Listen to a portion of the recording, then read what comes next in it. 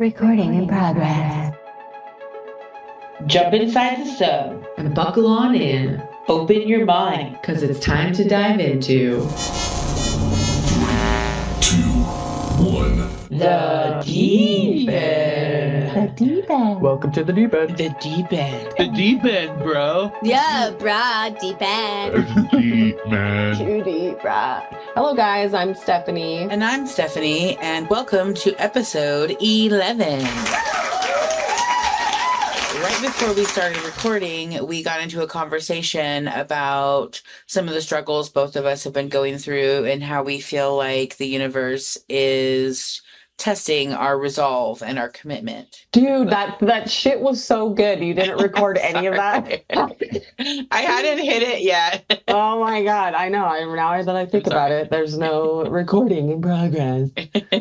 But it's almost like you have your old version of yourself and the new version of yourself, and you're trying to step into that, and you're like going gung-ho, but there's still little things about the old self that is holding on and won't, let go. And it's like I have turned a corner in so many fucking areas of my life. Like, I keep up with my chores. I keep up with, home cooked. Because a lot of times I get so frustrated with cooking. I just am like, I get money and I'm like, fuck it, we're eating out, but I don't do that anymore. And it's like, I'm keeping up with my fitness. I'm keeping up with studying. I'm keeping up, but there's still those days where I just sit and scroll on Facebook and while I'm hanging out with my daughters, or I'll sit in front of a canvas and I'll do like one thing and like, hey, I painted today, and it was like, so it's like the fighting the old version of me to become the new version of me. I don't know. 'Cause I kind of feel like that too when you say all that, 'cause I feel like maybe I feel like we're being tested as far as, are you practicing what you're preaching? Mm-hmm. And then, because like we have everything going for us and then we have a setback. Okay, so it's like, okay, now how are you going to handle the setback? Are you going to handle it the way you always handle it? Or are you going to do something different this time? And that's kind of what I think kind of ties in with that whole rubber band theory with Bashar. Oh, yeah. You keep going up, up or forward. And we're learning all these like massive concepts. And so by dipping back into the lower vibrational feelings and the lower vibrational older ways, it gives you an opportunity to try to apply that knowledge to conquer the things that we have struggled with. Then once we can conquer them, then I feel like we can set them down and then they don't hold us back. And that's kind of the mechanism that catapults you so much further forward. But you have to like take those things you learn and apply them to really, really shoot forward and not have those things that were holding you back hold you back anymore. Mm-hmm. And then you move on to new challenges and new things. You level up and you go, and it's like, all right, cool, I conquered that. Woo! And then And something else though that I've been trying to remind myself, I've been starting to feel and notice, which I think we need to be aware of, is because we are learning so much and our perspective and our understanding is changing so rapidly every day with all the new knowledge coming in, that there's a lot of energy around that and around the change and around of grasping all these new concepts. And I feel like every once in a while, I have to have those days where I sit and do fucking nothing but doom scroll, or like don't do any of the shit. I've been on top of it too with trying to have all these changes that I really feel like I've embraced and I'm moving forward and I'm becoming a new person. But I feel like every once in a while, and not every once, like once a week at least, I need a day where I do nothing in order to I don't know. To not get burnt out, Yeah. Because there's just so much coming in and so much changing. Mm-hmm. And I also have to not give all out the time. Right, exactly. That kind of energy is not sustainable all the fucking time. It's like you can't sprint all day. You got to stop and walk for a minute, or like you can't drive 90 miles an hour the whole time. Right. And that's how things have been for us lately. We've been rapidly accelerating faster and faster because we're kind of on this fast track of learning all this stuff. I feel like, more because we spend so much time of our lives and so much energy seeking research and learning and trying to grow that there's just so much coming at us. And I kind of look at it as an energy ebb and flow. So like, for instance, all the information that we took in when we were both reading The Convoluted Universe, and there was so much there. I feel like that's like an energy intake, I feel like it was going into my brain and activating things and triggering things that my soul knew, but my conscious in this body didn't know. But when I was listening to it, I felt like there was so much being reactivated. And then the output of that is it triggered my creative expression. So while I was doing it, I was also putting out massive amounts of output too. I was, quilting and painting and doing all these like highly creative things, putting out this energy back out. But then when I got home from that 4 days straight of doing that input output, I was just like, like I literally just wanted to like melt and do nothing for like 2 or 3 days because it was just so much, And I feel like that's kind of symbolic of like the fast track that we are also on. We have to remember that we deserve those down days. We kind of need the down days where we just kind of don't input or output, you know? I agree. We just chill by the river or something, I know. Thank God for that heat wave. I made it to the river and it was so awesome. Like, oh my God, that was perfect too. Cause it was like, I got in like this, I joked it was like this Vanderpump Rules K-hole kind of thing. Like I could not see the light of day. I was in it. I was so in it. And then I was like, I need to watch it from the beginning because I want to see, now that I know what I know, because I've only seen it once. I've only watched the show once. I started it when I was recovering from Squish's birth. So I'm like, okay, I got to see it again. I want to know, after knowing what I know, see if I can spot the signs of this person's narcissism and see this person's selfishness and this person's whatever. And that's when we did that channeling session, I started to get the yips. Like I couldn't fucking channel. I couldn't fucking meditate. I couldn't do anything. And I was like, what is wrong? And I'm like, oh my God. And so I go to the river, I ground myself, everything's cool, right? And so I'm like still I couldn't even fucking write from my higher self. It was so challenging. And I'm like fucking like asking, send me answers, and I start like fast or rewind, like back during COVID, I believe it was, I fucking ordered all these fucking books on Amazon. Like I fucking read all the time or some shit, And in fact, the books are still on my bookshelf unread. I mean, a lot of them I flipped through and I use them as reference for when I do readings and stuff. But like, I bought like psychic books. I bought books about the Akashic Records. I bought books about, channeling, which I threw away and I'm fucking kicking myself for. But like, I have this book called Psychic Empath. And so I was like, all right, I'll crack this one open. And it blew my fucking mind. Okay. And she was talking about the energy that you consume all the time. And I had a feeling that watching Vanderpump was part of my problem. And like going down into that lower energy, because it's a lot of negativity. It's a lot of fighting. It's like all this just shitty behavior, people I would never fucking associate with in real life. Right. And so it was funny because before I went back to see the recent season, I wanted to wait until it was all on the air so that I can binge it. But like when we were knee deep in all this cool shit and all this stuff's happening for us, I was like, no, I don't want to watch that. No, I don't want that energy right now. I don't want that energy right now. So it's like, of course I'm consumed by it. All my algorithms on Instagram are all the fucking Bravo bloggers, talking about Vanderpump.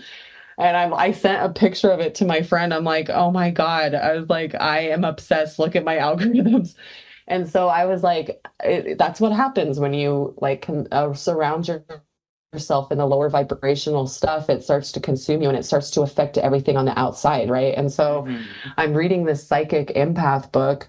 yesterday, and I like a lot of my questions and like what the fuck is like being answered. And there was this part that like gripped me because I'm like seriously trying to, it was Vanderpump Rules aside, I'm like trying to find out why there's an underlying fear with every question that I'm being asked in a channeling session. And even in meditation, when I ask questions, there's a fear there. And it's funny because it's always been there too. Like sometimes when I'm super chill and relaxed, the information comes in, I don't have a fear surrounding it. But like, yeah, it's just weird. And so I found this part in this book, and it's like talking about losing your focus, you're consuming negative energy and blah, blah, blah. And it was like a feeling of fear may arise as you begin to have more accurate premonitions. This is natural. You're aware of a plane of reality that humans are not normally in tune with. Part of developing your abilities and confidence is overcoming this fear or uneasiness. If you truly want to become more powerful, fear will only get in your way. Reluctance will hinder you.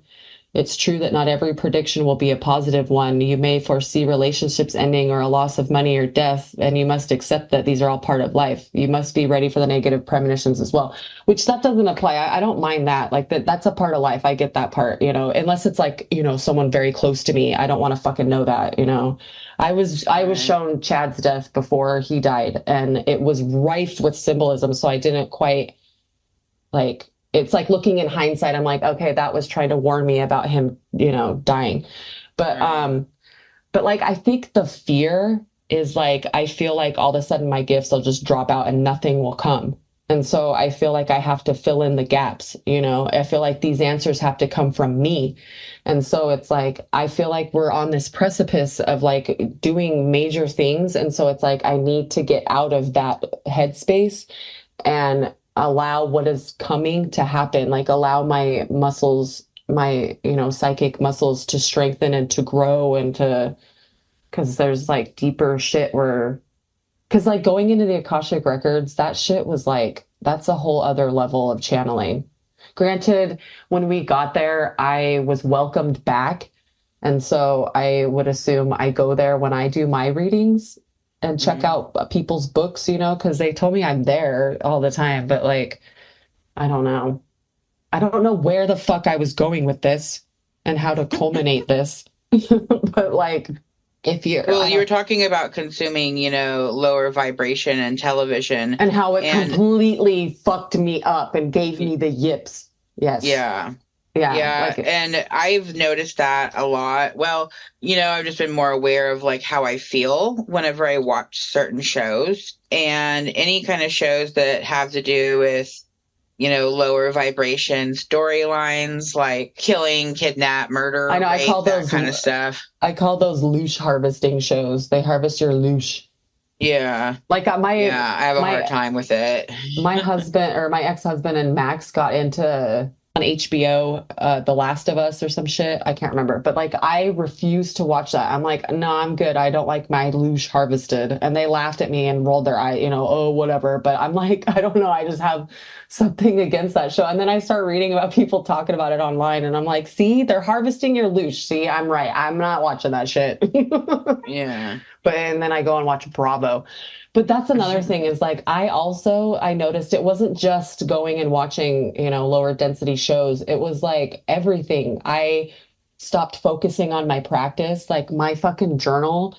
Like I had like a couple entries in June, a couple entries in May. It's like my practice dropped off. I wasn't like, I was doing that meditation outside and then that dropped off. It's like I do it for a minute and then I lose my focus. And it's like, I think another is just like the consistency. That's probably another lesson I'm trying to be or they're trying to teach me, is just the consistency of it all, Right. And that's like, kind of what I was talking about they're testing how committed we are. Because I've been feeling like we've been getting tested lately. Oh, yeah.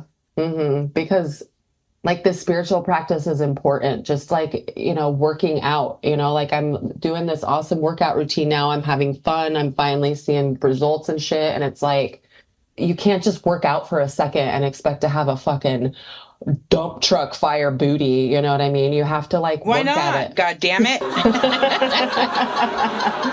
But it's like you have to work at it and you got to keep up with it and you have to maintain. Otherwise, you get soft and then you start to get chubby and then you start to get fat. And it's like, whatever. But like, I mean, I can't like do a little bit of a spiritual practice and then, because it's funny, because I traced back this energy. I'm like, okay, so I had the energy this way, and because energy does ebb and flow, and it's like, but why does it ebb and flow? Does it ebb and flow because it's natural or because you're not consistent, you know?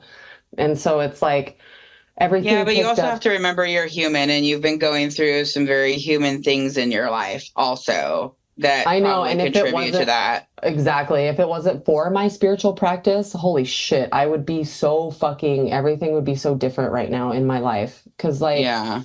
cause like I left my marriage and then I was like on this track of like, I don't know what started it all, but I just kind of got deep into journaling. I like picked that up again and I started like following the energy of the new moon and full moon cycles, you know, and then meditating a lot. And then I met you and we started doing these regressions, doing these healing ceremonies, journaling about it, talking about it, meditating about stuff, blah, blah, blah. And then I stopped doing that as frequently. Yeah, like the energy changed because I wasn't continuing this practice. Like it's this practice that's keeping me in this fucking this Connected. energy. Yeah, Yeah. keeping me connected to like my connection to my higher self, like following the cues and the signs of this and that, you know, and yeah, I don't know. I No, forget I where totally, I feel like it ebbs and flows with me too. You know, I go through, I mean, some days I get so caught up in life and my responsibilities that some days I pass out and don't even do my nightly grounding and protection bubbles and stuff, you know, and whenever that happens, I really feel it. I've been very aware and feeling it, but some days I just don't do it, you know, and I definitely feel overall whenever I'm more consistent and stay on it versus when I don't, you know, and then once it kind of one day can lead to 2 days and then, oh, maybe just a real quick one day, I'm just trying to get it in. And I actually noticed the other night I was laying down and really had my mind racing like worse than it had in a long time and forced myself to get back up. And I actually did like a full chakra meditation inside my head of each of the chakras because I have been learning about how your aura and your energy field comes from your solar plexus. Yes, I was just going to say that. I was going to let you finish your thought and I was going to say that. Yes, because I was reading that. That's one of my last biggest night. issues is my solar plexus. I've had gut issues. And is that's the yellow chakra, right? Yeah, the sun. Okay. Yeah, Okay. yeah. Okay. I actually had a vision that night. I want to paint it. I don't even know if it's even close, but I had a vision of the color energies and how they react to the fields around your body. And like the yellow one was the one that was like all big and encompassing. And so I've been working on trying to, I know I have energy blocks and stuff in there. And so I've been trying to focus on putting energy there. And then my heart chakra, because that is where they say actually a lot of the channeling connection comes from your heart more than the other places from some of the information I've been reading. So I've been trying to work on those and make my yellow shine brighter and bigger and things like that. But yeah. I also had a really interesting thing that happened the other night that same night after I did that. I figured out how to, well, in my mind, I split myself up into 4 and placed protection in 4 different places at once by doing the same hand motions. Oh, yeah. Which was pretty cool, yeah. And I was able to jump between all 4 perspectives at any point in time. Which That's was pretty fucking cool. too. Yeah, that's really fucking cool. So yeah, because I wanted to put a protection on my brother's house and I wanted to put one on myself. So I had me, and then I wanted one the size of my house. So I made myself bigger and put myself on the roof. And then I wanted one the size of me and my next door neighbor, like this part of our area. So I went up in the sky and made myself even bigger for that one. And then I put myself over on my brother's roof and did that one. Oh, that's so cool. That's funny. Did you do that last night? Is that what you said? Yeah, and the night before, yeah. Because last night when I was meditating, because it's funny you mentioned the aura stuff, because I got there at that part in the book when I was making dinner, and it like I had to, because I have the physical book. I just enjoy listening to someone read to me. Yeah. And so, but like I had to flip to the page in the book because I had to because it was the moment had passed and I didn't want to go back. But when they were explaining about the solar plexus and like radiating your aura outward, because I'm like, that is true. I can't just set a protection bubble and then think it's going to be there all the fucking time.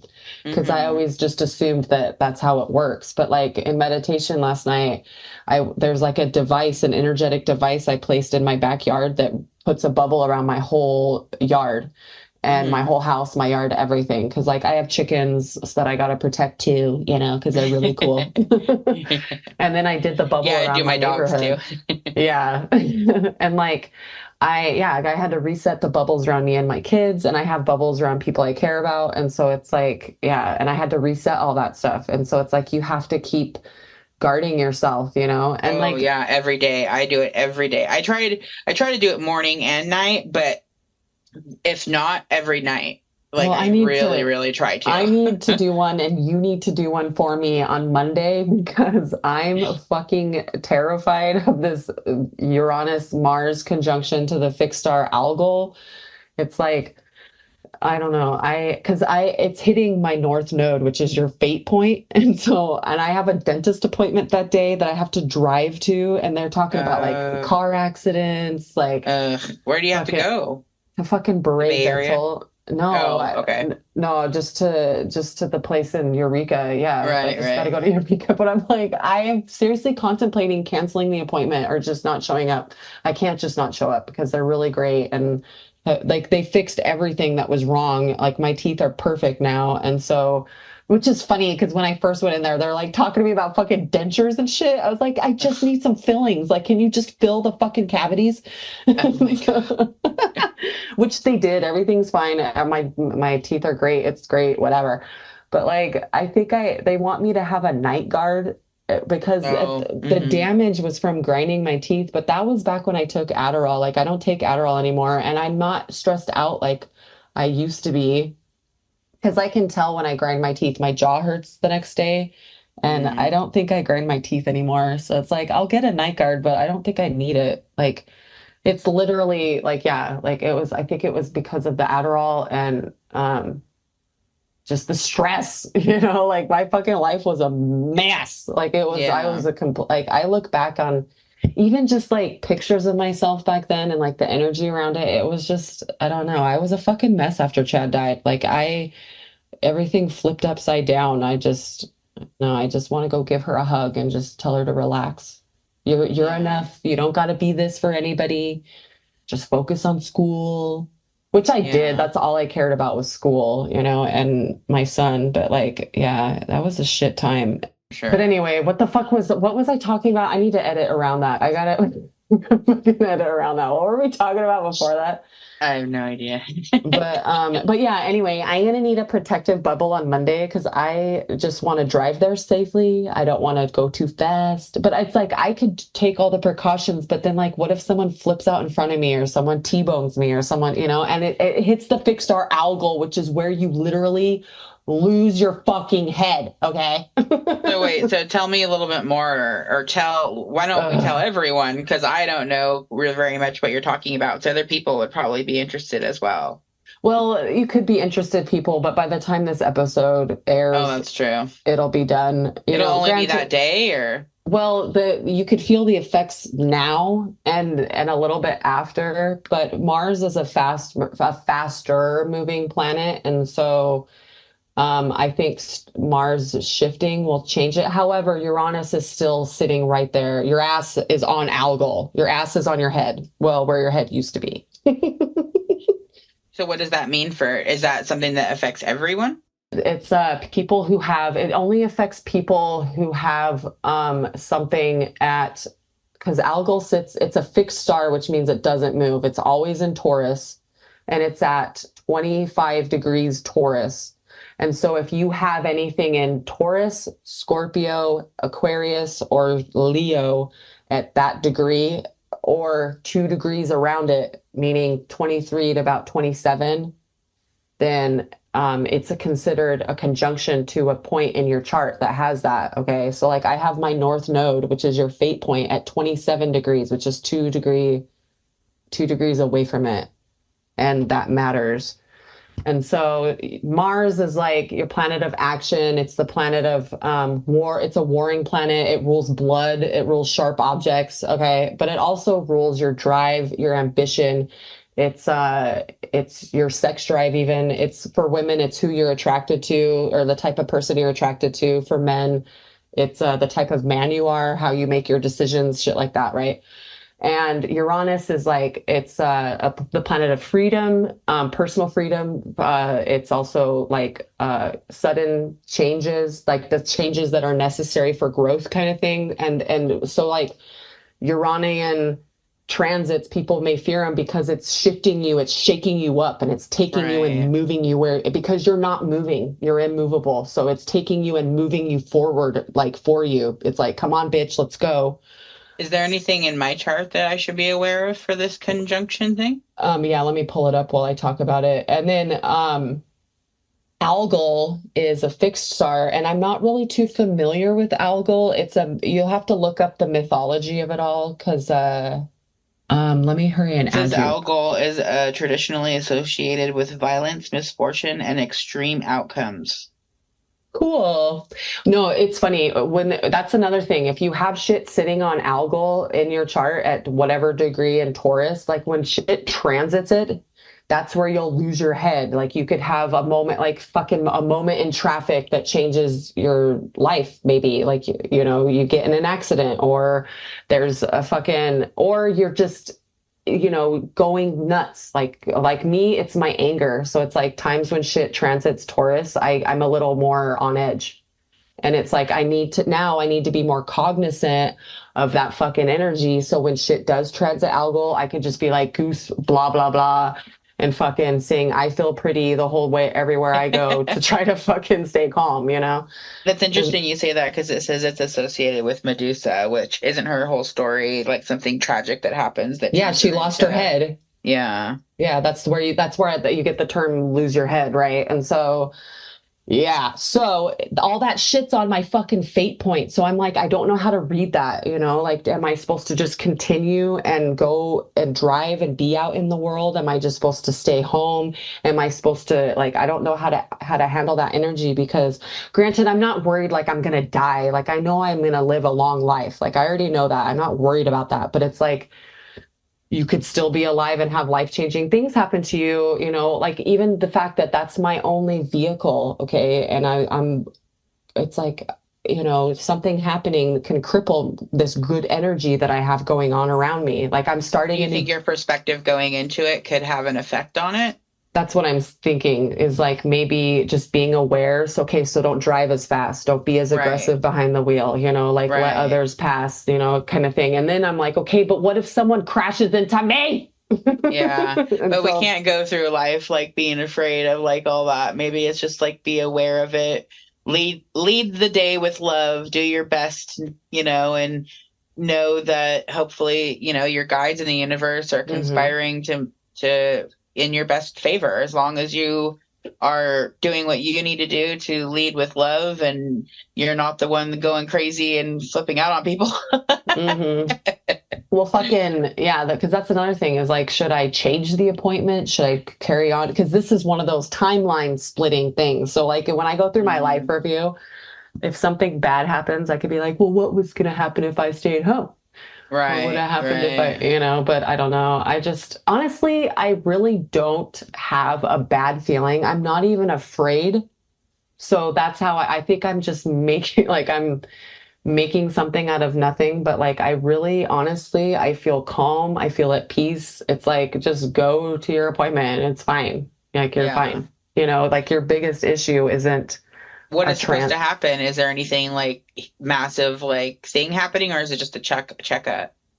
I think that they're going to do the mold for that night guard thing. I think that's what the appointment is, because I have appointments coming up and I have to do those every week because they're gonna like deep clean my mouth. Like that's what they wanted to do from the start, and I made them because they wanted to do all these like deep cleanings and like you have to numb your mouth to do it, and they're doing it in sections. And I was like, no, you're gonna fix the fucking problems first, and then we'll do all this frou-frou bullshit, you know? And so now it's the frou-frou bullshit time. So I'm like, all right. I'm about to be like, I'm single, but like, I'm about to truly be single and out on the market. So why not have a clean mouth? Right. Be like, yes, come kiss me. Get all the crusties out. No. I know, it's been a long time since I've been kissed. So I'm like, gotta brush clean out the everything. cobwebs. Yeah, gotta clean everything. You do not have anything conjuncting or opposing it. Yeah, and you don't have anything squaring it. So yeah, you're good. You don't have anything in it to be worried about. So good for you. So that means you get to have all your energy directed at me. Pray for me. Put a bubble around you that day. I know, right? Fuck. Damn it, where did that window go? Okay, so let's do this vibe check because I wanted to tell a Bashar moment that I had. That's interesting because I actually thought that it would be really cool to talk about Bashar today and explain who he is, where he comes from, and why we follow him so much so that people that may be listening to the podcast that have never heard of him will understand a little bit more about who we're talking about. Well, there you go. Because you know what's funny is last night or yesterday, I was like, what the fuck are we going to talk about? What am I going to talk about? Like, I need to write another, I don't know what you would call it. Because when I was teaching about intuition, I wrote that, and that was for my original podcast. That was going to be a podcast where I talked about intuition and how to tell and la la la. And that's another reason why I picked up this Psychic Empath book, is I was like, let's talk about it some more. So I started reading some more yesterday, trying to find something to talk about. And I was going to message you, what are we going to talk about? And Max is like, maybe you guys should just have an episode where you wing it. I'm like, we've had like fucking 9 of those. Bro, we are like birds. We always winging it. We chirping it, fucking flying off into other dimensions and then bringing it back again. Yeah, we got that down pat. So I think it's cute because I had the thought to share my Bashar moment, and it's funny that you're coming with that. So perfect. Thank you, universe. Yeah. Yeah, I watched the documentary that about him and his first journey. Contact. Yeah. Oh my God, notes I on love it. that. Yes, good. Oh, cool. Just so excited to watch that, because when I was watching it, I'm like, oh my God, Stephanie has to watch this. Why hasn't she watched this? She's the one who got me into Bashar. Yeah, I've seen several clips of that documentary on TikTok and stuff like that. So I've seen a lot of the information already, but to see it like in one documentary was pretty cool. And he clearly, made that himself with his video production company. So, it's like all firsthand experience and his own perspective and everything, which is really interesting. What I found fascinating was when he went into and did those experiments, and they put that cap on him and were like reading his brain waves, and how it's like the gamma rays or some shit, and it made me think about was that after? Because like, remember when we were in the Akashic records and I was like talking about how, like the council and all that shit. And then I started getting a headache deep in my brain. Yeah. And I was like, I think it's because we tapped into something very powerful, Right. And it's like, I don't know. I kind of want to see what my brain looks like when I channel. Yeah. Well, and also reminded me of that part in the book of Dolores Cannon's Convoluted Universe, where they're channeling with an alien or a higher energy being, and the person gets a headache. And it takes a bit for them to acclimate to the energy. That's kind of what I was suspecting was happening with you during that moment as well.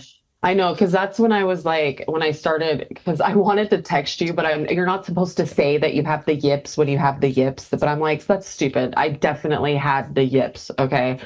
And I was like trying to figure out what the fuck. And part of it was like, you're tapping into shit now there that you have to like, it's like you're operating at an elementary level and you kind of need to upgrade yourself to like a graduate school level to channel. It's like, I have to like upgrade. And that means, you know, making sacrifices with my time, meaning like stop watching those stupid trash TV shows, stop bringing your energy in the lower vibration, you know, stop arguing and stop, you know, not that I sit and argue. It's just like what the only person I really, well, I mean, I'm going through a divorce. I mean, the only person I truly argue with is Alan, and we haven't spoken in like 2 months. So, But yeah, like just watching, just indulging. I feel like that reality TV and stuff like that can get really addictive. I do it too. I watch those stupid like Love Island shows. You know, I've been contemplating watching that because Ariana's on it, and I'm like, fucking yeah. I'm like, ugh. It really is. It's like snaky, shitty behavior, vindictiveness, and it gets addictive and it's interesting. But it's like you suck it in, you absorb it. Mm-hmm. And that's the point too. It's the whole fucking point is to keep you into that shit, you know? And it's like, cause I don't know, cause it's like it's like trying to be aware of the shit you consume, you know? If you want to vibrate higher, then you have to cut out a lot of the like shit, the shows, the music, the fucking foods. That was another thing. I was eating like hella junk food too. Like I completely took for granted that it's like, you know what, I'm a powerful channel, I could do whatever. It's not like you have to live this devout life, you know, to like your spiritual beliefs, but you have to be aware of the things you're consuming all the time and the energy and the fact that you surround yourself with. Yeah, and our society is set up with things to lower that energy on purpose. So you have to be very aware of that when you're making those decisions. I've definitely been learning the last couple months how important it is to keep the energy. If I want to vibrate higher and do higher things, then I need to be aware of how much I'm consuming, you know? Because even down to like the fucking that group I was in, that mama drama group, like while it was entertaining for a minute, it was to the point where it was consuming. And that's kind of when I started watching Vanderpump. That's kind of funny, the timing, because I just started entertaining lower density shit, you know, and it was like, because that fucking group, it was a really great gauge to see where the hive mind is at, you know, and that's kind of why I kept it. But then that one stupid chick like was like fucking, I don't know, that one day when everybody was talking about conspiracies and I was talking about thinking for yourself, and she was like gaslighting me, and the bitch is like talking to me about how it's all a joke, I'm taking it too seriously, and this bitch has a fucking profile picture with a mask on her face in 2024. And so I called her, I was like, all right, Stockholm Syndrome. And she's like, why do you keep making stuff up? I was like, oh, damn. I was like, girl, I'm done. And I unplugged. I was like, she is not even remotely in I don't know, I can't explain it. She's knee deep. She is the hive mind. Right. And so I'm like, and that's when that was my cue to exit. Cause I was like, this really is stupid. Like I need to stop, you know, cause I finally get to a point where I can like find some funny memes, go post them, make people laugh, and then that's it. You know, I'm only on Facebook for like, you know, maybe 30 minutes out of the day. But when I entertain the lower density, I'm like in it, you know, I'm like all over Instagram looking at, you know, Bravo blogger stuff. And then I'm on fucking Facebook in the mama drama, blah, blah, blah. And it just consumes you. And it's like, holy shit, where was I going with that? I don't know. It's just a whole thing. So, well, that's good though that you are understanding and you're feeling and realizing how that affects you. You know, that is a good thing to pull from it. Different conscious decisions. Exactly. About what you do. Yeah. Mm-hmm. I've been noticing to just notice how susceptible you are to that kind of shit. Like, right. You know, how entertaining it just for a little bit. Yeah. Can snowball, you know? Mm-hmm. Yeah, I mean, you know, Dexter's on Netflix now, all of the seasons, and Travis has never seen it. And he hasn't seen Dexter? No, and we've been watching it, and I loved that show, and I do enjoy the story, but I have been noticing that after we watch 1 or 2 episodes, my energy is like way down. Wow. It's really weird. It kind of makes me sad because I did enjoy that show, but I've been noticing it a lot every time we watch it. It's like, I don't know if it makes me depressed or kind of annoyed. It's like a low vibe feeling, but you don't know why. And it's weird. I've Well, yeah, really that's been how I conscious of felt. it this last week. Yeah, that's how I felt with Vanderpump. Like and then I started watching other shit. Like because I used to love the crime stuff and the murder shit and all that. And I finally had to turn that off because when I was pregnant with Sonia, I was like paranoid and like fucking all kinds of stuff. I thought someone was going to steal me and cut my baby out of me kind of thing. And so Alan and Max were like, you need to turn that shit off. And so and I did. And I stopped watching all of that because of the vibe. And now sometimes I'll watch a documentary here and there, but even that I'm weary because the energy afterward, it's like not worth it. Right. Hang on. It's time for a vibe check. Let's do the vibe check because I really want to talk about Bashar. And so let's do a vibe check. Vibe check. It's a vibe. Vibes all day. I'm digging your vibe, baby. We're each going to pull some oracle cards to read what is the vibe of the week. Hell yeah. Let's see what the current energetic vortex has for us today. I am pulling my card yet again from the Oracle of the Unicorns deck, my favorite, and I pulled Expansion. Spread your wings and soar. Share your message and shine your light. Show the world what you are made of. Wah, wah, bah. I drew the vow. The vow is the promise, the oath, the contract. When the vow is spoken, the air shifts, karmic ties are formed, and destiny tilts on its axis. Our words and intentions have immense power. There is a reason the great mythic stories of our past often include the recitation of oaths and mixing of drops of blood as a mark of union. The tricky part is that reciting the vow, no matter how casually, activates the eternal and unseen forces of the world. The ancestors bear witness. The laws of nature respond. These promises cannot be unsaid or forgotten, so breaking them can leave lingering complexities and loose ends. This card calls us to acknowledge the vow we are living by, consciously or unconsciously, and either recommit to it or create a ritual that signifies its closure. You've been underestimating the power of your promises. Anytime the energy of the vow is present, we are in the archetypal realm of ceremony and ritual. That means time stands still and anything is possible. Think of the last promise you made to yourself or another. Has it been upheld or broken? I'm feeling way that this is like way more about our vow of the universe, like in our mission. Committing to this. Yeah, exactly. Because we're like talking about falling back into old patterns and old this and that. And so it's like, because you and I made a contract before we came into this life to do this work. And now shit's getting real and it's getting serious. And I think that's partially with the fear with me too, is like, like this shit is real. And not that it ever wasn't, but now it matters and it's for something bigger. And I'm going deeper into it, you know? Yeah, to me, it goes a lot with the one on mine where it says share your message and shine your light. Like, I feel like it actually really, the themes go really closely together. Oh yeah, I love it. Again, I think we're rubber banding. We're getting ready to shoot into expansion. Hell yeah. I also just randomly picked up another card, and it's the shaman. 3 archetypal ingredients constitute the shaman, and all must be present in order to reveal its magic. First, the shaman is activated by long-standing and diligent study. The mentor, second, its orientation is generously and accurately aimed toward the healing of the self, the other, and the culture, the healer. And third, the shaman has a knack for finding doorways to the other world, allowing psychic visions and old magic to leak into this world, the unseen. In this way, the shaman is a master who bridges the everyday and the sacred, revealing potent power needed desperately in our time. Yet where there is power, there is shadow.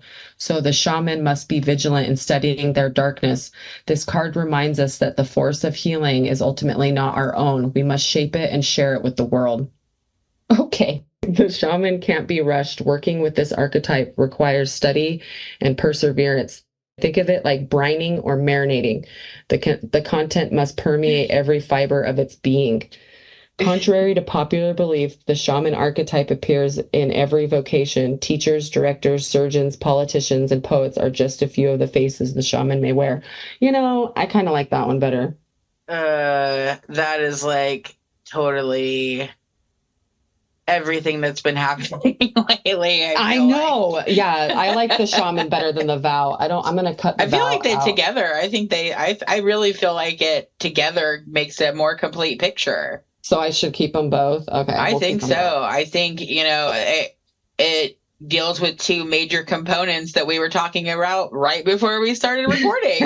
I know, right? The two major, about all the information coming in and the studying and the upgrading of, and then again, the testing, the resolve and the commitment and being willing to share what we learn, be authentic, use our journeys as an example for others that are seeking the same knowledge and are curious about a similar journey for themselves. And I really think it, together creates a really accurate picture of what we've been going through and are going through right now. Oh, I know. It's really cool. I love that card. I think that card, because it was funny. After I drew that one card, I just looked at a card because I fan them out when I draw them. And I just literally, it's like a reflex. I just picked it up. So I think, they both needed to be in there because it goes over everything that we're talking about. Like you can't. And that's another thing in this fucking book that I'm reading. She's talking about if this is something that you want, then you need to study and learn and grow. You need to learn as much as you can, because before I used to laugh at people who taught like psychic classes and channeling classes and all this shit. I'm like, it's just something that's innately in you. Like how can you teach someone that? Like, I thought it was so stupid, but now going through all this, I would love to take a channeling class. I would love to take a class, like, the shit she's talking about in this psychic book, like, yeah, I've always had these gifts, but it's like now I'm learning about them and how they actually work and how to make them stronger and because I used to be really good at visualization, but then suddenly out of nowhere, I'm not. It's like really hard to see stuff in my mind's eye. And she was talking about an exercise of how to strengthen that muscle. She's like, everything is a muscle. You have to look at it like that. Like you have to, if you want to become stronger, you need to strengthen it and you need to work with it and do it every day. She's like, meditate every day, even if it's for like 5 minutes, like you just set aside the time to do it because one, you're putting your energy towards that. Like, even if you're only able to do it a little bit, it's still progress that wasn't there before. But anyway, this visualization trick that she's like, grab 3 flowers and just look at them and then close your eyes and then look at each one individually and like do, look at the detail in your mind's eye and la la la. So I'm like, been trying that. I'll let you know how it goes.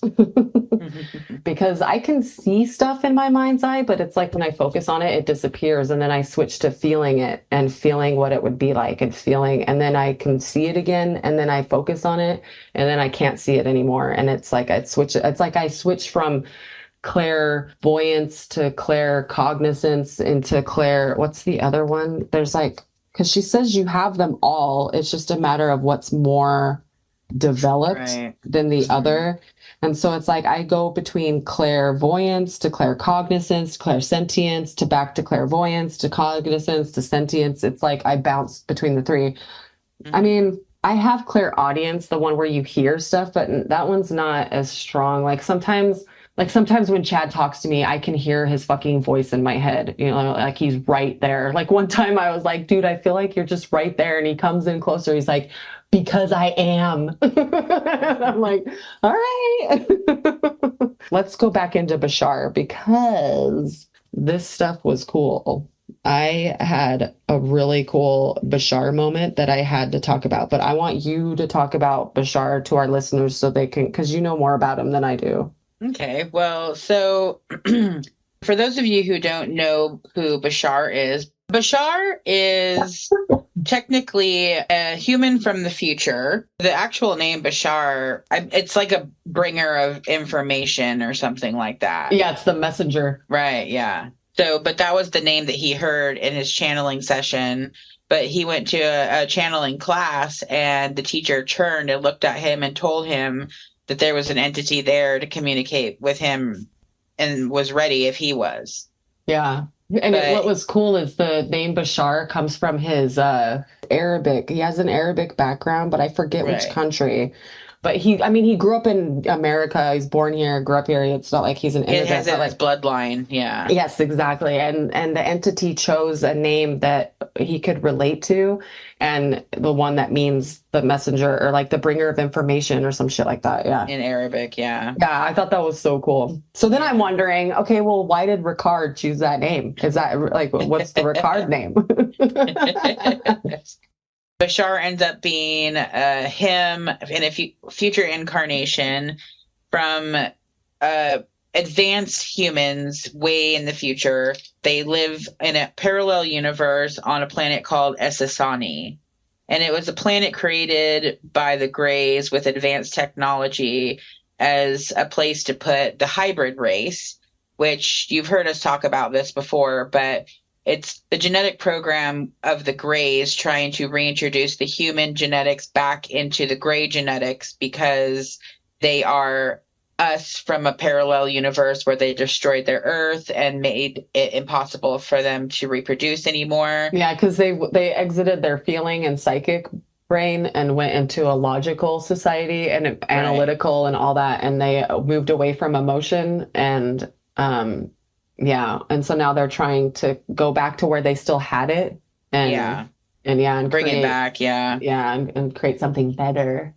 Technically, gray bodies are pretty much 3D printed out of a machine, and then they insert consciousness into them, and that's because they had cloned and mutated their genetics so much over time after they destroyed their planet that they pretty much couldn't reproduce. They destroyed their DNA to where they couldn't even clone it anymore.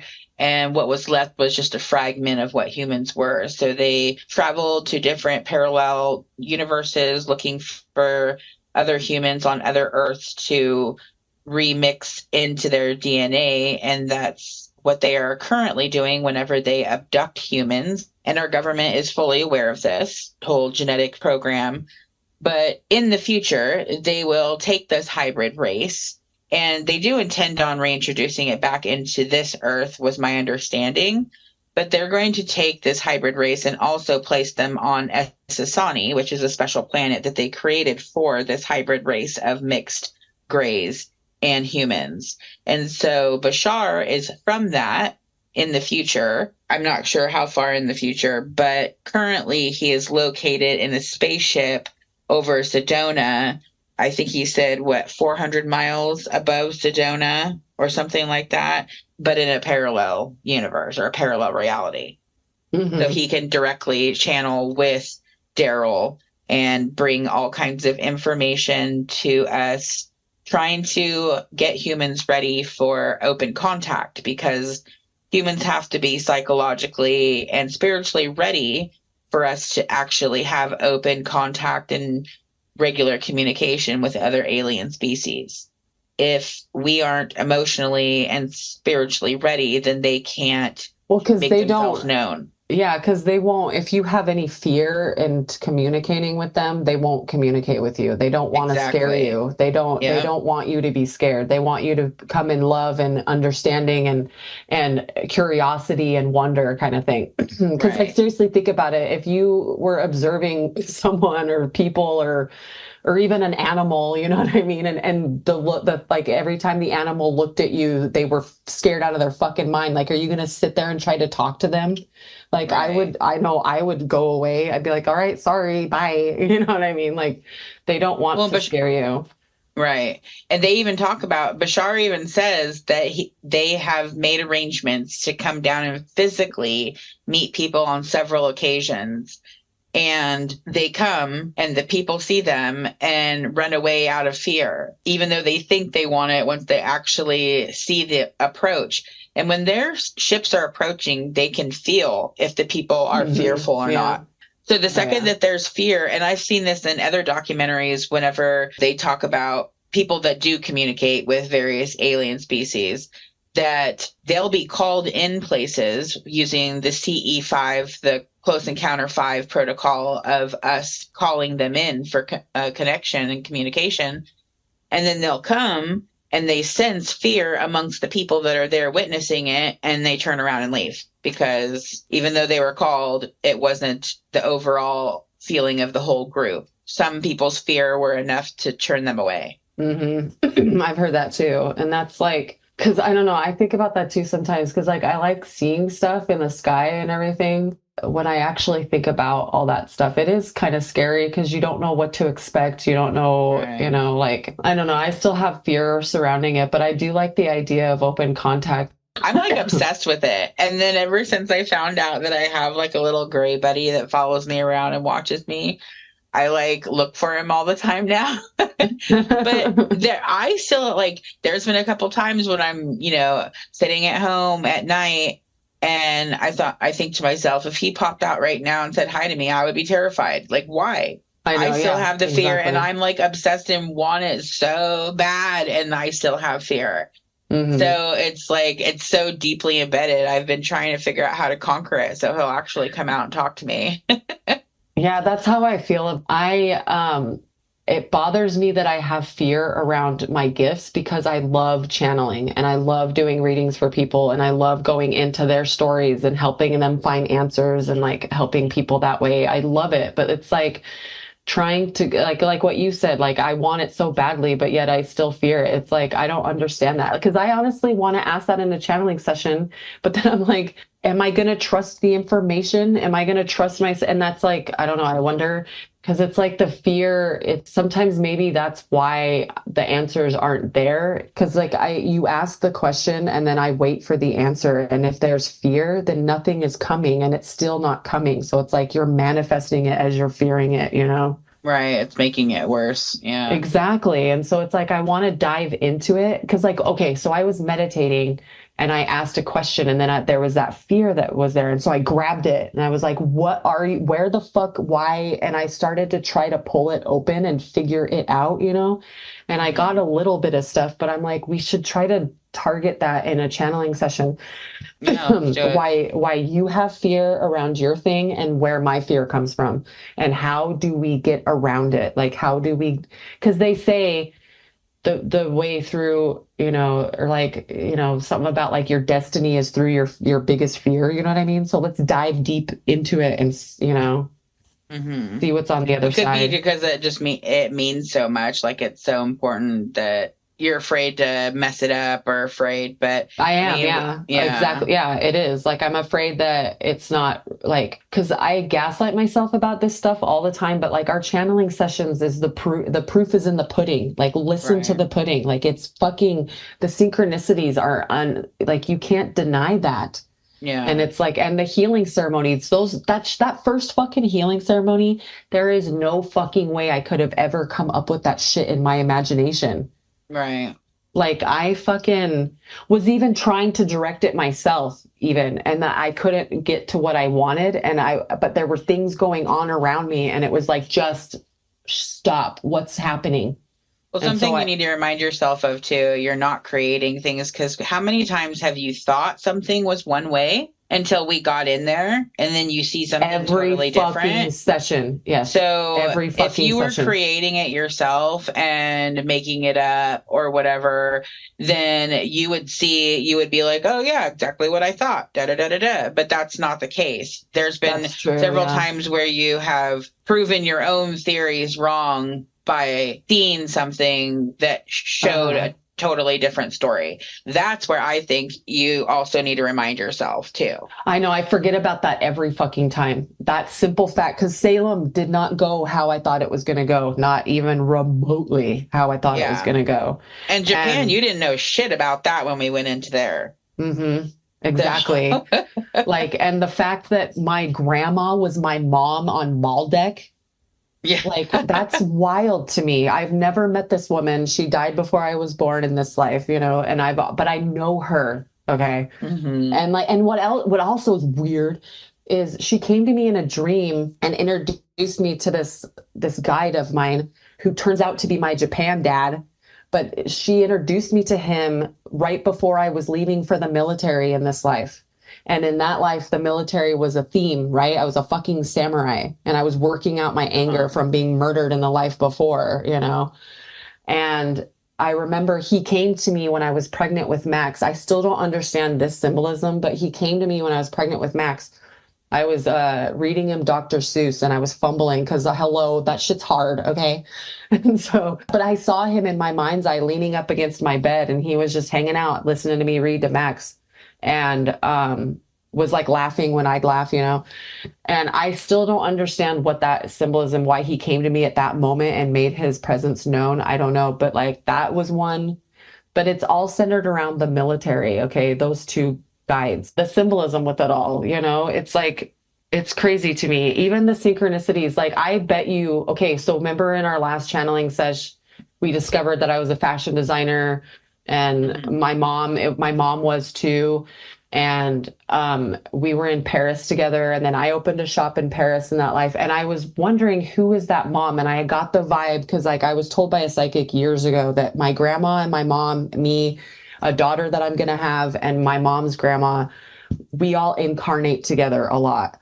And that life was one that it was me and my mom, and she was the fashion designer. And then I was like, that's cute. Her and I in this life, we went to Paris together and we ate at this little cafe overlooking the Eiffel Tower. And it was just so Parisian and it was just so beautiful. And I loved it. And it was funny. When I was shown the shop that I owned, I was placed there in this life. I walked by it with my mom in this life. I was told I walked by it and I was like, that's really cool. I mean, I don't remember, cool. You know what I mean? I don't Right. remember, but like I did, my soul passed it. But in this life, my mom and I, we have this thing about like, she's always giving me clothes and stuff. And like, she always finds some really cute finds, you know what I mean? But she's always giving me some of her cool fashion finds. Like, yes, I have other friends giving me clothes and I give clothes to other people, but I don't know. There's just something about that. And like, Right. yeah, I don't know. There's another one, but That's that's a stupid story. But yeah, it's like the symbolism.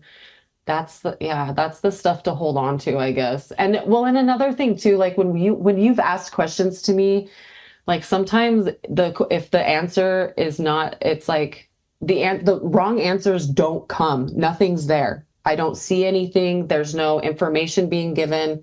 Like, because when we ask questions wrong, we have to reword them, you know? Right. Or if it's too deep, I'm only shown just a little bit. And so it's like, if all of that was wrong, like I wouldn't have got anything. Right. You know, I don't know.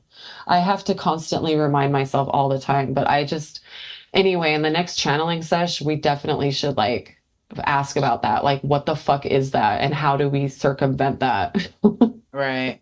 Well, maybe we should go into it telling your higher self to take you to the life that is the root cause of where the fear comes from or something like that. And that's another thing where too. we go.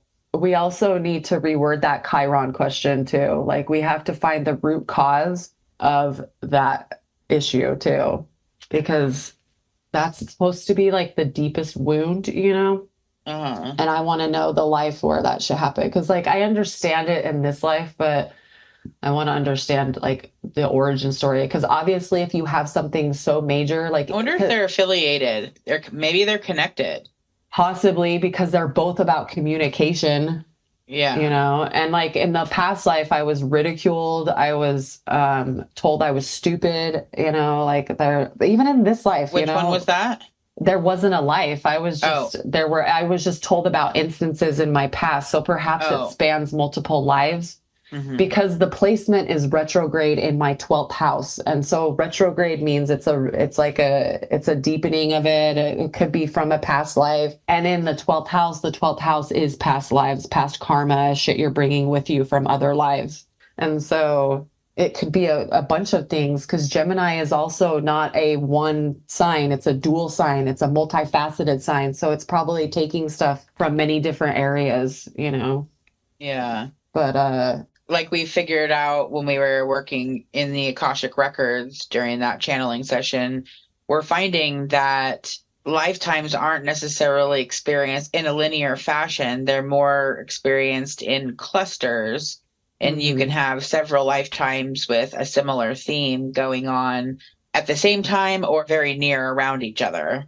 Yeah, I know. That's what screwed me up too, is when we were trying to number them all and trying to go in the linear format, because I kept shoving other pages in between, and it was like there was something, yeah. I have an idea that I want to do after listening to Dolores Cannon, because she has her clients, when they wake up, draw pictures or talk about what they saw. So I am thinking about, I actually have another Akashic Records session next week, unless something comes up and it doesn't work out.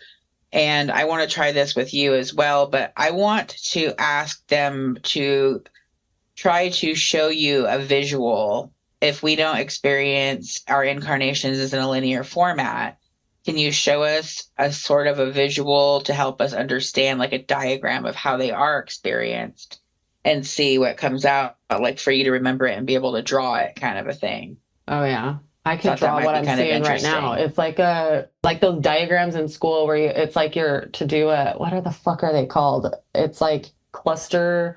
You have a line, like a topic, and it's circled, and then there's a line that goes off it, and there's branches that go to other words, and they're circled, and then under those circles there's lines that have words, and they're circled. You know what is that? It's like for cluster. It's like, like brainstorming and stuff. Yes, like a brainstorming for like writing a story. Okay, so this is what I really want to learn, and it's like blah blah blah, one word, right? And so in order to do that, you have to go and learn this, and this. And that's another thing that Dolores says too, is like you go into life and to collect karma so that you can work through the karma and then clear it. And that's how you learn, right? Is your karma is what teaches you. So it's like you go into a life, you experience it, and what branches off of that is the karma, and you got to do that. And then, but there's also another lesson of a life, and then the karma from that branches. So like all of those. So I don't know where in that is the format, but that's what the image that I see in my head is like. There's clusters of lives that you live together, but it's like the fucking pathway. But they also all happen at the same time, they say. So it's like trying to work out, okay, well, when did this life happen? And when did this life happen? And when did this life happen? And it's like hard to do that because it's mainly a cluster. It's just like, which cluster was the most recent cluster, maybe, that we can ask. Right. Yeah, I have a visual in my head that I've had for a while. It's been kind of developing, and I'm just curious as to if I'm on the right track, or what visual other people will pull up with it. So, what visual do you have? In my head, they kind of look like, how like blackberries look? Yeah. Yeah, like the little bubbles are like a lifetime, and it's like a cluster like that. Uh-huh. And it's kind of like on a spiral, and they all kind of intertwine with each other. Yeah, there you go. I like that. Yeah. Like berries growing off of a spiral, but going different directions. And then some of them like touch because they have similar or overlapping, that kind of a thing. But, so I'm just really curious. I think it's really fascinating. I'm really excited to dig deeper into this, and because I was under the impression that I could take people to the Akashic Records and open up a book, and we could go through that book and it'll show us the order of things, and we figured out very quickly that is not the case. Well, like that fucking Venus life, there wasn't even a number at the bottom of the page. It was all like fucking kissy hearts and shit. I have a theory of that, and I don't know if I told you, but I think it's because you're probably like, maybe part of you stays there all the time. Maybe. Yeah. Maybe that's like my vacation home, my timeshare. Right. Exactly. Like, which because would make that's so your much healing fucking place. Sense. Yeah, right. Because my moon and my Venus are and my Jupiter are all conjunct. Okay, that means they're all together. And did they say you were currently there when we asked about your parallel incarnation? Well, I have a parallel incarnation in space, and Ricard is in space right now. So I don't know if it's Ricard or if it's Venus, but I would think that if it was Venus, I would have been told on another planet, so right. Who knows? But like, it's funny with that kissy heart bullshit and that life on Venus, like my moon and my Venus in my natal chart are in a Taurus degree, which is the ruler of Venus. And this is my artistic ability too. Like Venus is your art, like how you are as an artist, and it's at a Taurus degree. So it's like the symbolism of all that. I geek out on that shit. Did you finish Convoluted Universe? No, I haven't. Okay. I think no, they not talk yet. about, I think at the end of it, they talk about life on Venus. Oh no, I got to that part. Okay. Yeah, I thought that was cool. It confirmed some of the stuff I saw. Yeah. Yeah. Because they said there's beings, but and because I suspected it was in another dimension, and they said, yeah, it's in it's in the sixth dimension, and I was like, that's the one I said. Yeah. Something else that she does that's different than what we do, and I was thinking maybe we should try this differently, is when we're channeling, we're tapping in with your higher self, but she takes people to the spirit realm and channels with like really advanced, higher dimensional beings. Yes, And that's connects the with point. them Yes. instead. That's And so, our upgrade. Yeah, that's why I'm like, right now I'm channeling my higher self and everything's good to go. But it's like we're going to higher places, and I need to let go of this fear in order to talk to these other beings. Yeah, that's exactly what I was thinking. That's the first answer that came to me when I'm asking, what the fuck is this? right. And then I read in this book yesterday that really helped me, because I'm like trying to like study channeling, and I'm like trying to find answers to the fear, because they like keep talking about all this other shit. I'm like, no, I want to know if other channels have fear. Like, does anybody else, are they like, what the fuck? And reading it in this book that yes, it's normal, it's okay. Right. And you're probably put that in your path for a reason. Your guides and your higher self are trying to get you through it, guide you through it to the other side. Because I think the other side is speaking to these higher beings, you know? Right. But that's another thing too, what we're talking about. They won't come to you if there's fear. And so of course I have to work through this fear in order for me to even be able to talk to these people, you know? Yeah. Or not, Yeah. They're not people, but you know what I mean. Yeah. But again, that reminds me of Nostradamus telling Dolores Cannon in their channeling sessions that if it was easy, then it wouldn't be worth it. The harder you have to work at it, the longer you have to wait, the more energy you have to put into developing it is just going to mean that it's going to last so much longer and be so much more deep and meaningful.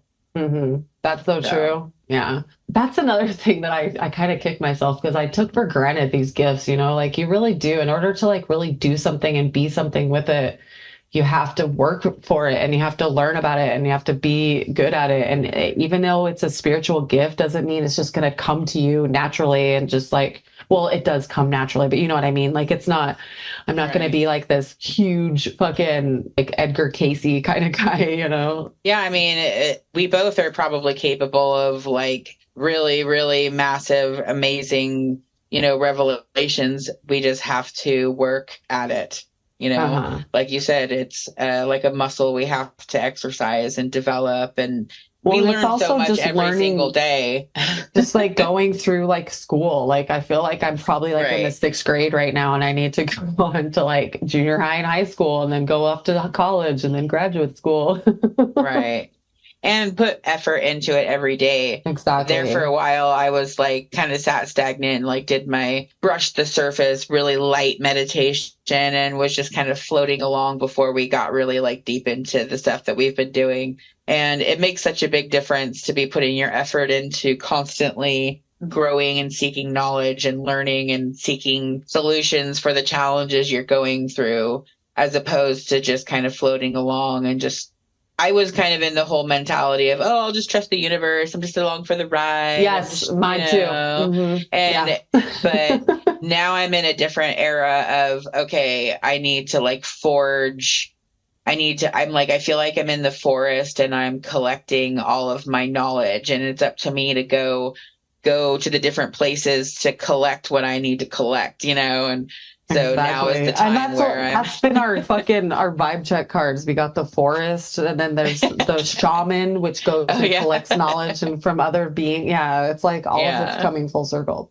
Yeah, totally. But it's just, it is funny because it's like, yeah, like I didn't even think about the fact that you do need to learn and grow and study and like like it's not just, oh, all this information and just, I'm just going to fall into my lap. I'm just going to be this out of nowhere. It's like, no, dude, you have to actually do it. I feel like nobody really talks about that part of it. I know, you know? Right? Exactly. Well, we're here to talk about it. Right. Because I think it was a testament after I did that whole 4-day like binge download input output thing last week or last weekend. I like literally was like feeling it in my sleep. Like things were changing in my brain and in my DNA, and like it really like was a testament to how important it is to continuously seek knowledge and continuously pull your brain in every direction that you think it could possibly go to really grow in greater ways. I agree. Because it's like, if you're not being challenged, you're not learning and you're not growing, you know? So I don't know. I think this is a powerful thing. And in order to do it, because I think about it, like if the podcast does go somewhere and people want to talk to us and people want a reading on the spot, like that scares me. I'm like, what if I can't perform? What if I can't, like nothing comes? What if, you know, like, what if I need her to get me in the zone every goddamn time? You know, like, so now keep in mind though, you're always in control. So if you don't want to do on the spot stuff, then you don't have to, you know. I know, but it's like, and because seriously, it's like, I'm not a dog. I don't do tricks, but I love doing it. I love reading people. Like I fucking love it. And so I want to. And because I consider because my intuition, it's not a fucking party trick anymore. It's not there for your amusement. It's a powerful tool for healing. And if you want a message, I would love to tap into your guides and give you a message. I don't know. It's kind of crazy, just the learning and the growth, you know, that takes place in the last couple, like this whole year, even like how much I've changed in this whole year, like since January to now. Me too. It's nuts to me. And it's like so cool, you know. And how you feel like it. I mean, I'm always curious how other people are perceiving, and I'm pretty sure they think I need to be, you know, tied up in a cage with a tin. Oh my God, I can only imagine what our two listeners think about, you know. No, I mean like other people who've known me forever. Oh, I know. Then, I mean, everyone, I've always been like an alien obsessed person, but the whole spiritual side of it. Yeah, see, I've always been weird. I always say stupid shit. People are like, oh, here goes Stephanie on her little stupid rants again. But I'm sure, I mean, I've always been told I'm really intense, but I'm like all in, you know, like I'm very committed to whatever I'm doing, you know, but I am all or nothing kind of person generally. I know, me too. But I'm sure from outside perspective, it's pretty interesting. I am curious how it would be viewed. I know. Sometimes I think that too. But it was funny because like I was meditating last night and I was talking to my higher self and she was just like, this feeling that you feel right now, she's like, this is the feeling. How do I trust that that's that and not, you know, my brain or whatever? And she was telling me to like trust the feeling. She was like, this is the feeling that you feel in your channeling sessions. And she's like, this feeling that you feel right now, she's like, this is that center that you need to find. And then once you find this, whatever comes through can be trusted and you need to hold on to it and know that it's legit, you know? I don't even know the point of that. I mean, it is important though for people to, when you do receive something through, you know, the other day I actually was having a really bad anxiety day and I was driving and having this overwhelming anxiety and, you know, starting to be like, what the fuck? It's like, is something about to happen? You know, like, what the heck? But then I reminded myself, no, that a feeling like that is probably just a memory or a trigger of some sort, or it's not like a premonition, because a premonition would come from more of like a peaceful place, not like an instantly anxious place. Well, in this book, I needed to go home and meditate. Yeah, because in this book, she says that too. She's like, anxiety, it will linger and it will stay with you. But she's like, a premonition is a flash and then it's gone. Yeah. And so I'm like, yeah, but what if that flash is like, you go die, you know? And it's like, wait, what? Yeah. At a certain point though, you just have to accept that, you know, there's no amount of worrying or anything that's that's going gonna to change change it. it. If it's your time, it's your time. And Well, and you got to accept that that's part of life. Like even Right. if it's not as serious as death, it's like, oh, you're gonna like so and so is gonna lose a job, or you're gonna like you're not gonna get paid, or this is not gonna happen. It's like, yeah, it sucks, and you can stew in it and blah blah blah, but you just got to accept that that's the ups and downs of life, you know. right. Then that opens a whole other door of like, you know, awareness and all that other shit. But we kind of went off on a tangent during Bashar Okay. because I So, well, one of the reasons that I really love Bashar is because he talks about how we don't want to give our energy to negative emotions or negative thoughts, partially because our thoughts are entirely what we use to create our reality, but that the more you focus on the lower vibration emotions, the more you're going to bring those into your life because that's what you're focusing on. So he has a recommendation how to focus your energy and your thoughts to put yourself on a path that's more aligned with your purpose and your happiness. And it consists of 5 steps or 5 recommendations.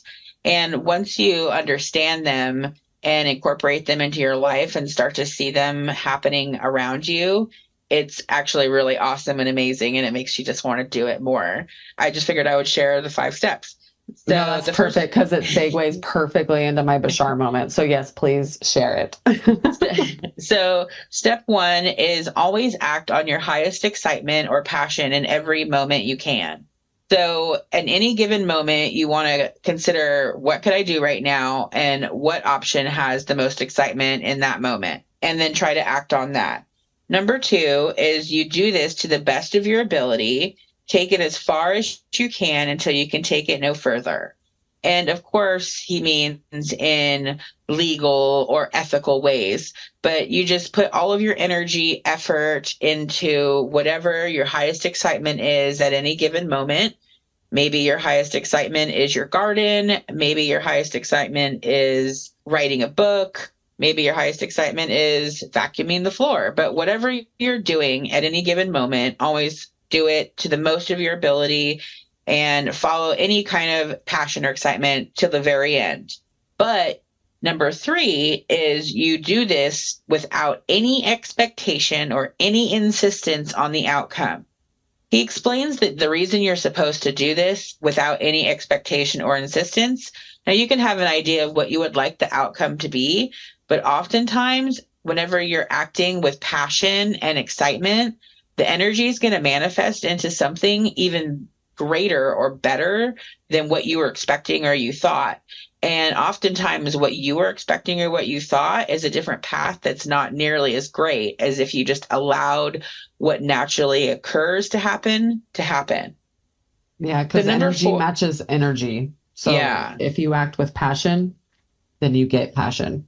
Yeah. And he explains that oftentimes what we can even conceive or imagine is the starting point, the lowest bar of what's possible. If you let go of the expectation and allow the universe to take over using the energy that you're putting into it, that it could be so much greater than you ever imagined. Number 4 is that you choose to remain in a positive state no matter what happens, because you're still contributing to the energy behind it. If you start to allow yourself to sink into a lower vibration energy, then that's going to kind of slow your ball down, the energy, right? But if you stay in a positive state, you're going to keep the energy going. You're going to find something better, it'll work out. You just have to have faith in it. And number 5 is evaluate your beliefs, release and replace any unpreferred beliefs, fear-based beliefs, or anything that's not in alignment with your preference. So by following this formula, and if things aren't coming out to where you're happy with them or they're not what you prefer, then you can evaluate your belief system and try to figure out what you are believing or what you are doing that is standing in the way of this energy manifesting into what you prefer. I had a Bashar moment like a week or two ago, and I just have to share it and I'm glad you went over that because it'll make it all make sense now. But I've been doing work for my parents, and it's been great, making ends meet that way. And I've been enjoying the hell out of it too. It's just like random ass work, but it's like it's a way for me to, get bills paid and be home with my daughters. Like it's not sacrificing anything in my life that I want for my life right now. But I was driving home one day, and this was like a day or two before this moment happened, but I was driving home and I was thinking about, okay, like was part of my income or part of, making it work right now is my son's father's death benefits. And those are going to dry up soon because Max is going to be 18 soon and he's graduating high school this next school year. So I need to have something figured out because that's going to be a major blow. And so I need something without sacrificing anything and, my whole life being uprooted. But I didn't want to go into that fear. I just thought that. And then I let it go. Anyway, so like I've been, my stepdad, he has like, I think I mentioned like he has this B&B and they have this, upstairs apartment that they converted into all these B&Bs, and he owns the whole building. And so the downstairs part of the building, is empty right now. And he's trying to figure out what to put in there. We've brainstormed. I've heard his ideas, suggested stuff, But anyway, he wanted me to do work at the building to still keep it clean, keep it looking nice. And it's really cute. Like everybody in Ferndale keeps coming up to me when I was washing the windows. They're like, what's going in here? What are they going to do? What's going on? Are they opening or blah, blah, blah? And I text them, I'm like, the citizens of Ferndale are very curious about what's going on here. Anyway, I'm like outside cleaning these windows, right? And I'm like clearing cobwebs, and it's like, I like spiders. I don't mind them, but I don't like fucking with them, and I don't like when they're on me, So Right. I'm just like trying to be respectful, but still get the job done, like I was told. And I even had a fucking spider land on my leg. It was hot that day, which is rare in Ferndale, but I got to wear shorts, which is rare in Ferndale. Right. And so this fucking spider lands on my leg. I look down, it's like, hello. And I'm like, oh my God. And so I go inside, I like take a break, and I'm listening to Dolores the whole time, right? But I'm like, taking a break, having some water, eating a beef jerky or whatever. And I was like, did not want to do it, and I'm like, you know what? And I that Bashar shit snapped in my head. It's like, you know what? Just who gives a fuck? Okay. Like what's your highest passion right now? I love earning money that's mine, that's I earned, that I could take care of my family. That's my highest passion right now. And I'm like, okay, so let's not do this with a sullen bullshit attitude. Let's just be happy and positive. You're almost done for the day, not almost done, but I was almost done for the day. So I was like, all right. So I was like, okay, we're in a good mood. We're having fun. I honestly, I was grateful to have a time to myself that I could listen to Dolores and learn this stuff. And I love cleaning while I'm doing that. Like that's one of my favorite things to do is to clean and to listen to something that you're supposed to like, or like watch something, because when I worked at the mansion, I used to put on like different YouTube channeling shows and stuff. Like I used to listen to the channeling Eric stuff. Like it was so cool. Anyway, so I go outside, I start washing windows, and not 5 fucking minutes later, a guy stops and was like, hey, he was like, are you a company or do you just work here? And I was like, oh no, it's my parents' building. And he was like, oh. He's like, well, I'm looking for someone to wash windows at my mom's house. And I was like, well, where does your mom live? I was like, I could do it, and he's like, okay. And so I got his phone number and he gave me the address and like we arranged it, whatever. And I texted my stepdad and was like, hey, I got a job off of this. Someone wants me to wash their windows. Woo! Well, that day Sonia was at my mom's house. And so when I went there to pick her up, my stepdad happened to be outside stacking wood where I normally park. And because this is a funny thing because my stepdad, you think you're busy. That dude, he never sits still. He's always doing something, he's very smart, self-made kind of shit, And so he happened to just be right there when I got out of the car, and he was talking to me about because they've been trying to tell me to start a housekeeping business. And I'm like, I don't want to do all that shit. I have all this other stuff going on right now. And I just don't want to do that. I don't want to run a business. I don't want to worry about taxes. I don't want to worry about employees. I don't want that fucking shit. That's too much. And so I kept telling him no, like whatever. And so anyway, he's talking to me. He's like, look,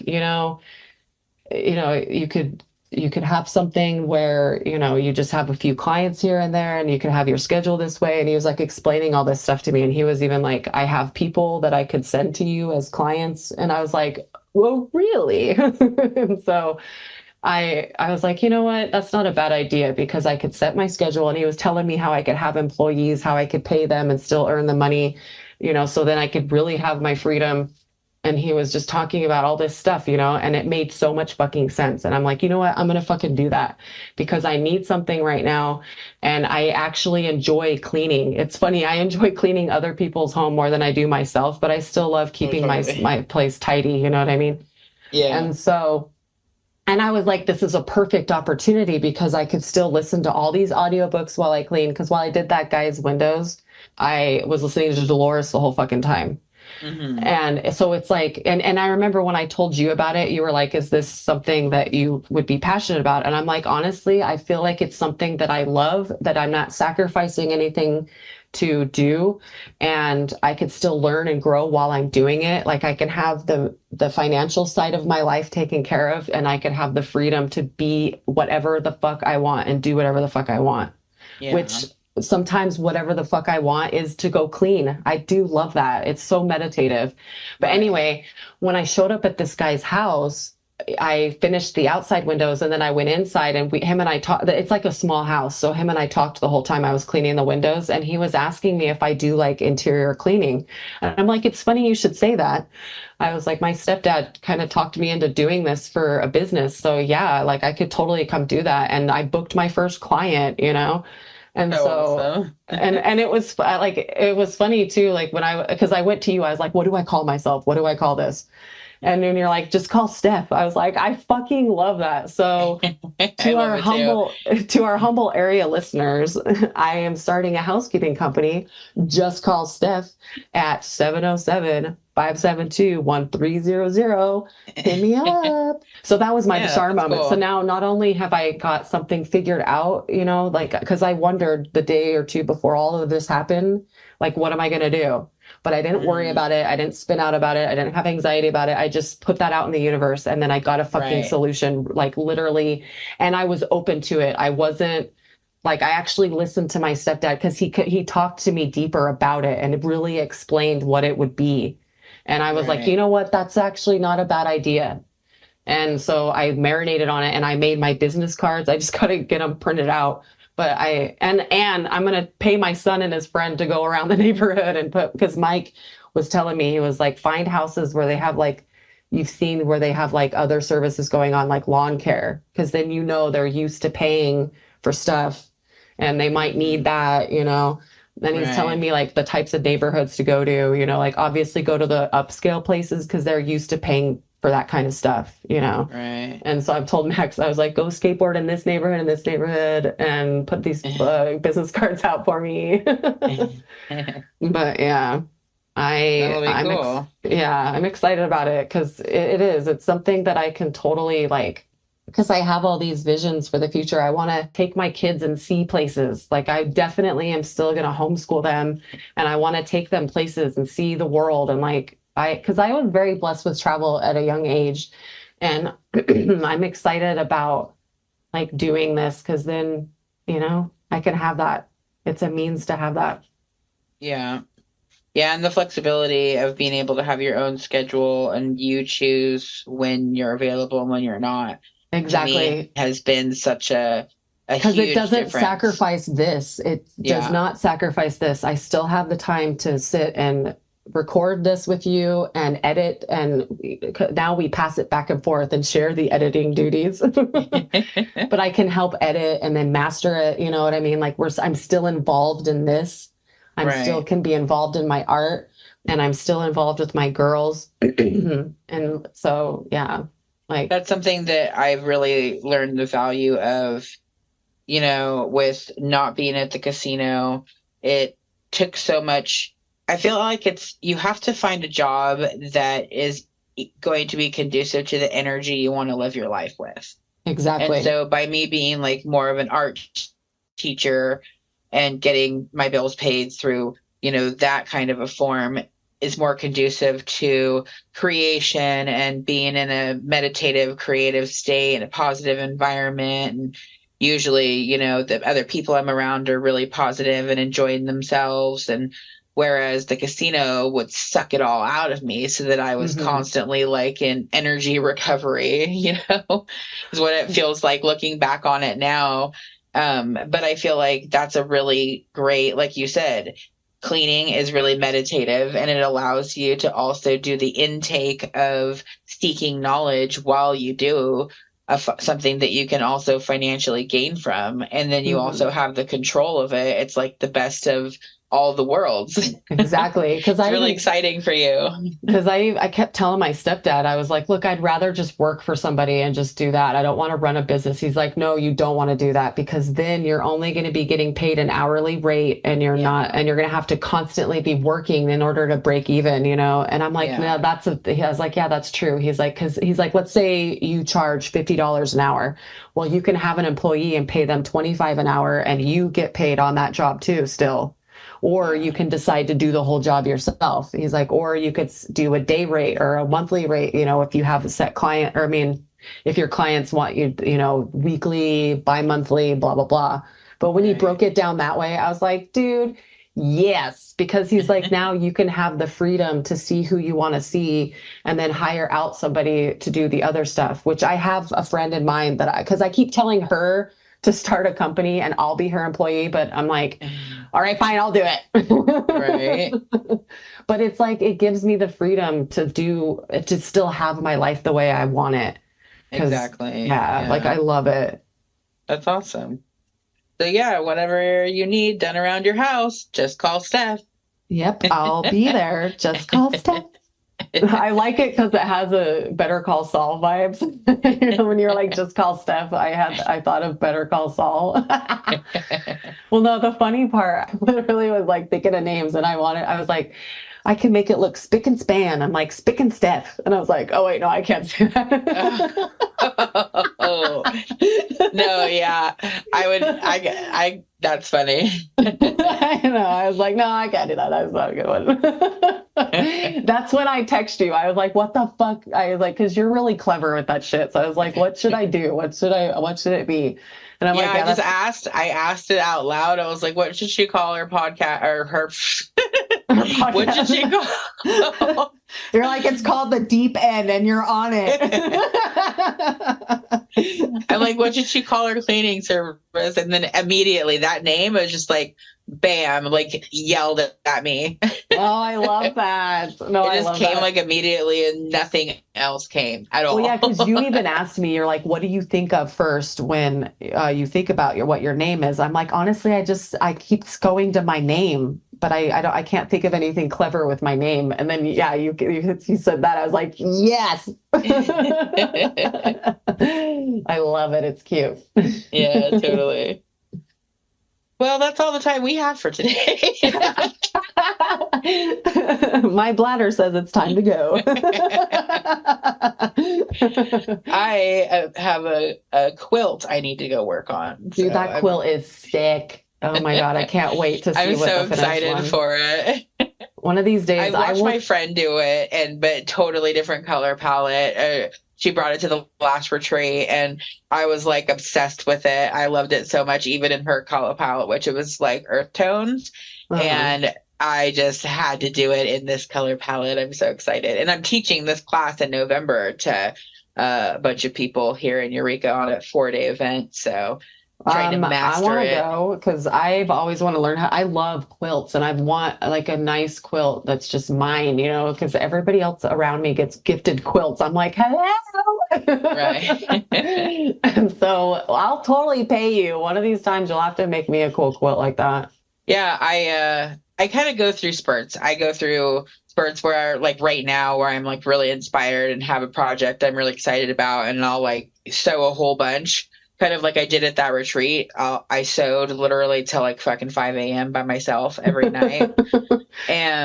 But it's like when I'm inspired, it's like a tidal wave. I can't turn it off. And if I'm into it, if I go lay down, all I'm going to do is sit there and obsess about it anyway. So I may as well just stay awake and do it. That's exactly. I know, right?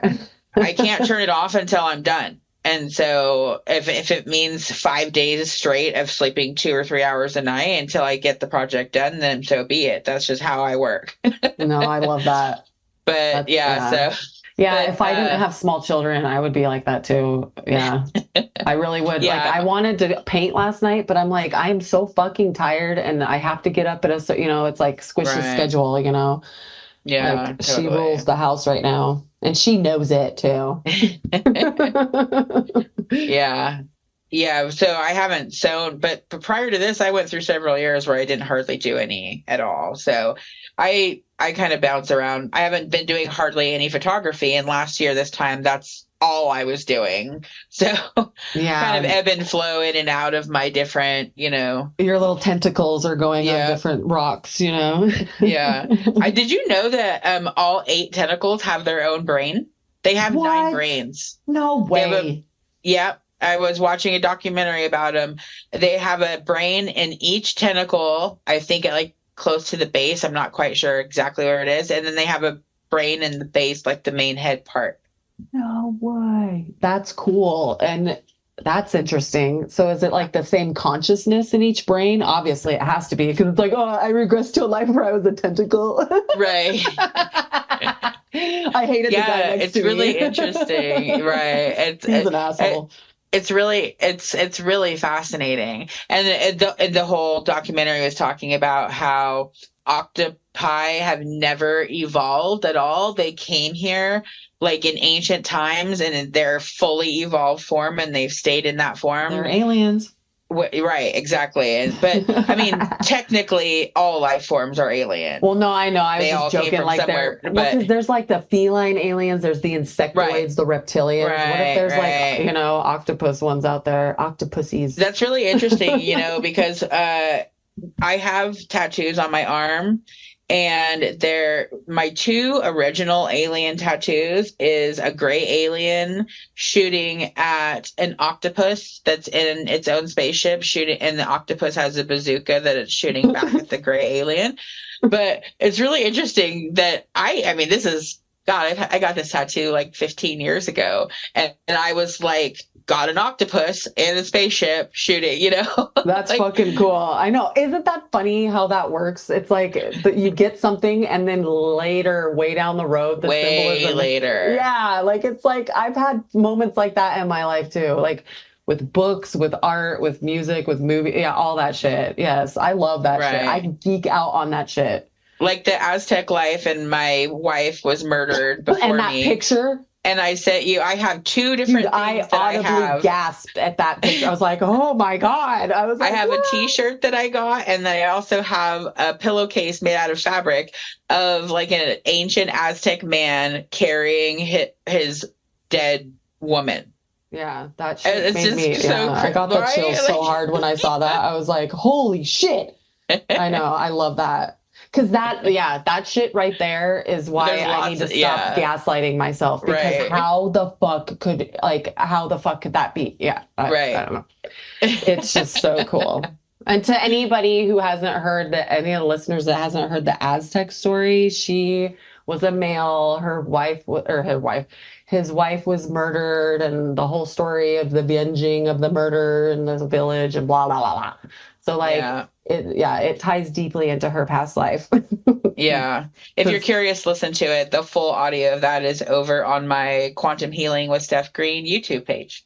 It is. There's a lot of really good ones. If you have a free afternoon, you should. I've actually been thinking about that's funny. I was actually thinking about putting that in my True Confessions of Past Life Regressions episode. Well, put that one and Salem in there too. You should put Salem in there. Yeah, I was thinking about doing an episode about my past lives, because I've done a few now of like different clients. And so I thought, something different today. I'll share a couple of mine with you. And so that's funny. But yeah, maybe I will. So check that out. Yay! True Confessions of Past Life Regressions. It's my podcast where I share real audio of past life regression sessions. And yeah, I'll put that on there too. Hell yeah. I know. I love it. I listen every week. It's really good. Yeah, I thought it would be really fun. I enjoy it. I know. I love it. I love that you did that because it's a way, because like, yeah, it's cool to go on YouTube and do that, but it's also fun to just listen to them back to back. And like, Well, one of the things I enjoy about it is I could do a little, which I don't do on my YouTube channel. The YouTube is just straight up the session. That's it. But in the podcast, I do a little setup and then like a little reflection, kind of setting the oh stage, yeah, or yeah, that's putting true. my own remarks about it, or depending on what it is, maybe like the client came to me for this reason or that reason, and we found this. But yeah, it just kind of, it's more of like a story time, I like to think, you know? I know. True confessions. I just love the intro. It reminds me of Lost in Translation when he's doing the Centauri time videos. But one thing I'm really excited about, I am starting to regress people that have lost time due to alien abductions. And tonight is going to be my first regression with a possible abductee. I'm really, really passionate and interested about this, and have been seeking out others who may have had lost time due to possible alien abductions or alien encounters, and digging into what's going on a little bit more. So I'm pretty excited about that. Oh, I'm excited to hear the story too. That'll be really cool. It's my intention to collect the stories and put them into a book about what I find about, I'm trying to work with people here in our local area and local abduction stories, like pretty much Humboldt County. So the one tonight has to do with a local one. So I'm excited to see what comes out. Yeah, me too. That's gonna be really interesting. You'll have to let me know how that goes. Totally. We also wanted to let you guys know that if you have any questions about what we talk about, if there's anything that you want to know about the universe, email us at the Deep End Podcast 2024 at gmail.com. Yeah, totally. We'll do our best to answer your questions, and it'll be fun. Well, that's all the time we have for today. Thanks for tuning in, listening to our podcast, and following us into the depths of the subconscious and the unknown. Into the depths of your soul. Come find me and book a reading on www.mutablemystic.com. Find me on Facebook at Mutable Mystic. You can find me on Instagram at mutable_mystic. Also, if you'd like to check out any of my music, you can find me on SoundCloud /stay, STE_music. And you can find me on TikTok, YouTube, Instagram, and Facebook under Quantum Healing with Steph Green, and book your own past life regression session, or you can send me a message on Facebook and we can talk about what you have in mind. And don't forget to like, follow, and share the Deep End Podcast on Facebook, TikTok, YouTube, and Instagram. Thanks for tuning in today. Hell, we can bend your mind next time. Always remember to ground your feet in the dirt and enjoy life with those gratitude glasses on. Pass us on. The Deep End. The Deep End. Welcome to the Deep End. The Deep End. The Deep End, bro. Yeah, brah, Deep End. Deep man. Deep